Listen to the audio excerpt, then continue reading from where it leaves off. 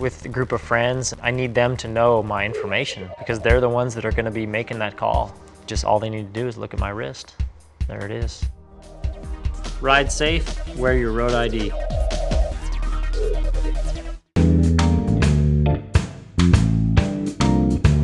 Hey, this is Lava Lounge. I'm Greg Welch and this is Julie Dibens. She's joining us now for the latest edition. Got it right.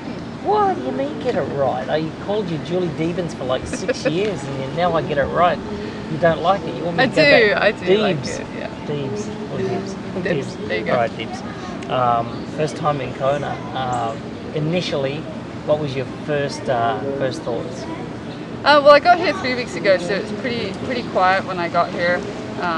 Just excited to be here. You know, I've been focusing on this as everybody for like the whole year, but not having ever come here before, you just don't know what to expect. So Yeah. it was good to get here early and get rid of some of the pre-race jitters a little bit.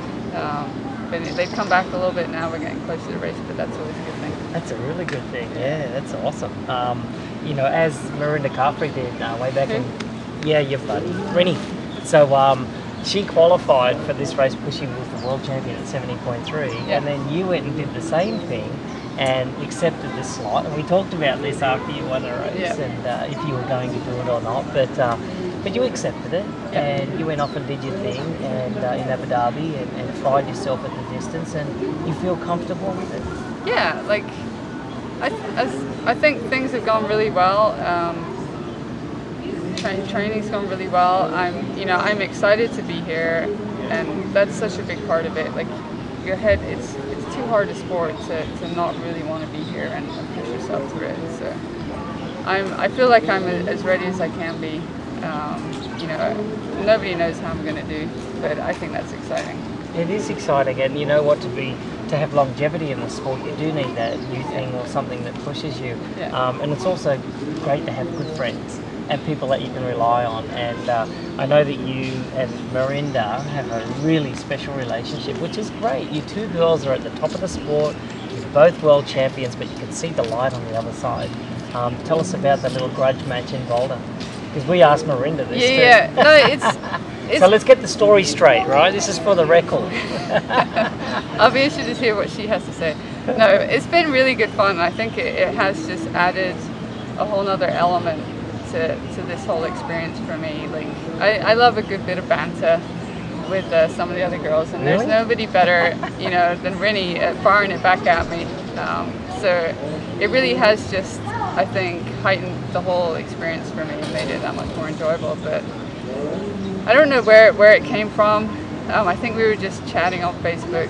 She said that you were chatting on Facebook and there was a little challenge thrown out there. See, what you've got to remember here, or what you've got to know, is that Julie was a backstroker at LSU, so she's a Tiger through and threw out the challenge to Rennie. So I did. Like I do remember we were chatting on Facebook, and I don't know what made it come up, but I just was like, I think I could have you if I'm swimming backstroke and you're swimming freestyle. And at first I was like kidding, but then like the more I thought about it, I thought, you know, maybe I could. And I asked her what her best time ever was for the 100 freestyle, and obviously my best time when I was swimming backstroke was a while ago, and it was faster than her freestyle time, but it's been a long time since I swam a hard 100 backstroke.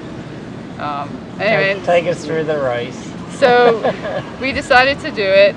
We showed up, I forget when it was, maybe 3 or 4 weeks ago. Yeah, it was a bit over a month ago. Yeah, and we were both like pretty tired, and we showed up and I think we were both regretting having challenged each other. But it was great fun. We started, you know, I definitely had a lead at the start, and I get a lead every time we pushed off the wall, just with my turns. And then I just remember pushing up on the last lap, and I had a little bit of a lead, and I could just see her little arms like going at 100 miles an hour, and I knew that she was trying. Like, she didn't want me to beat her. There's no way. And I did start laughing a little bit, and you know, maybe that's what cost me the race, because it came down to the finish and she had me by, you know, half a second. It's so funny. I've done that too. When you just laugh, you just can't do anything about it. It's the funniest thing. But I tell you what, it hurts so badly. Like, I haven't done a hard 100 backstroke in probably a good 10 years, and it brought back memories, I tell you. You're not a sprinter anymore, No, mate. there's no way. You're an old chook like the rest of us. But it was a lot of fun, and that's what this sport's all about. You gotta throw that stuff in there. All right, well, it's fun chatting with Julie as always. She's a funny bird. Let me tell you right now, she's done things that you wouldn't even know. How do you know that? Oh, I've seen them up close, mate. All right, for Julie Dibens, I'm Greg Welch, and she's a fun chick. This is Lava Lounge, being brought to you by Road ID.